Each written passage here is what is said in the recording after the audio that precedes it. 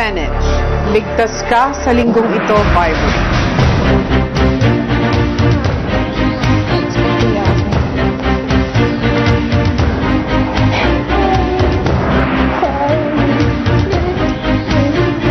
Magpapatuloy tayo dahil kakausapin ko ngayon ang dalawang kababaihan na Kikay.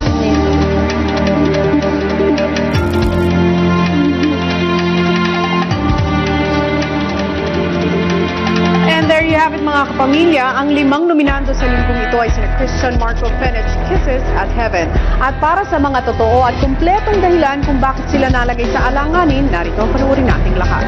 I'm giving 2 points to Fenech because I believe, or I feel that she is not participating much as the others. 1 point to Kisses because I feel that if she left, I wouldn't miss her. Binibigay ko po ang aking 2 points kay Heaven kasi po nag-change. Nang si Edward na ang namili, I'm helping this person because I feel that she is a big part of our group, big part of who we are as housemates. Then it would be a loss to me personally and to the rest if she were to leave. So.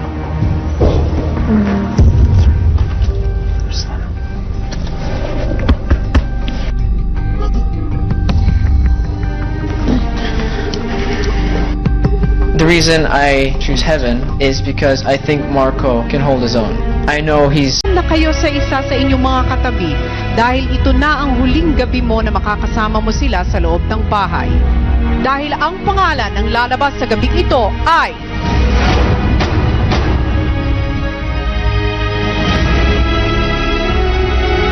Sa aking pagbabalik, thank you, housemates.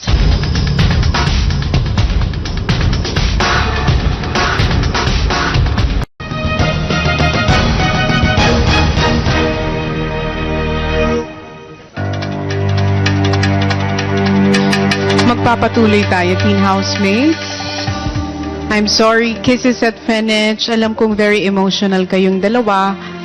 Pero ito na ang oras para ipaalam ko sa inyo kung sino nga ba ang sinuwerteng magpapatuloy pa bilang teen housemate ni Kuya.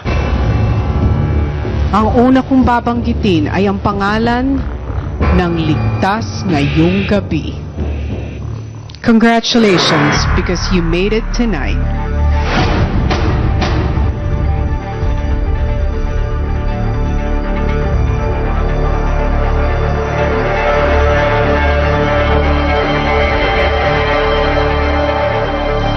Kisses, I'm sorry, Fenech. You have just been evicted from the Big Brother house. Thank you, teen housemates.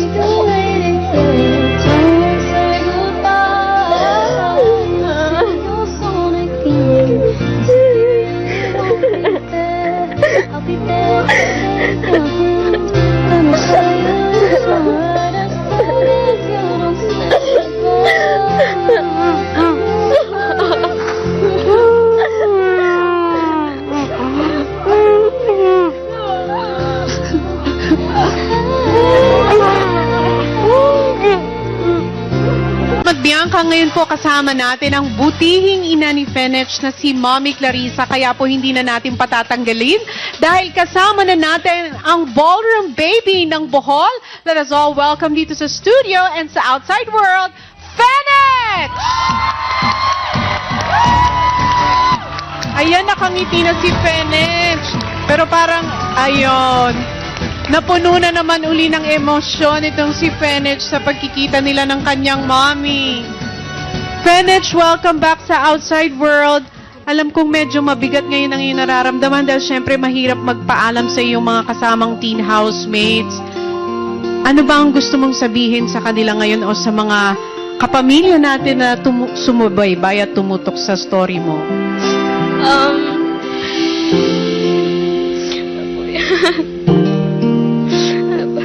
Meron ka bang mensahe para sa lahat ng mga, at nandito ang mga kapamilya mo, at saka ilan sa mga sumuporta sa'yo? Salamat po sa mga sumusuporta po sa akin.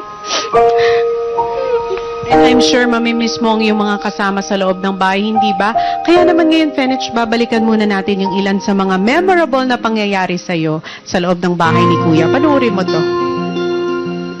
Anhi ako diri sa balay, kay gimingaw na ko nimo gamay. Noong pumasok ka sa aking bahay, isang mahiyain at tahimik na Fenech ang aking nakilala.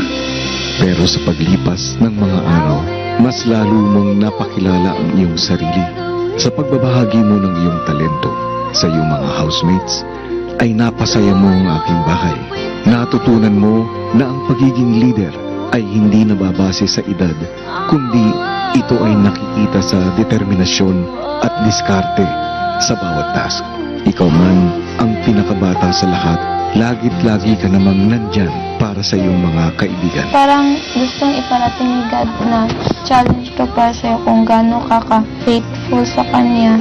Nagtapos man ang pananatili mo sa loob ng aking bahay, naniniwala ako na lalabas ng bahay ang isang bagong Fenech na mas matapang at may kumpiyansa sa sarili. Keep on dancing, Fenech.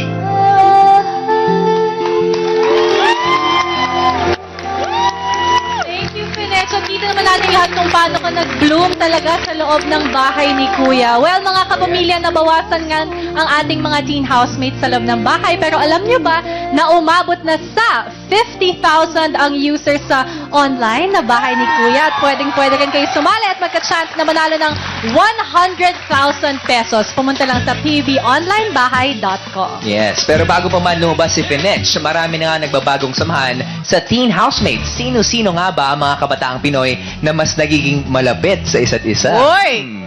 Isang nakakakilig na revelasyon ang huwag niyong palalampasin bukas po.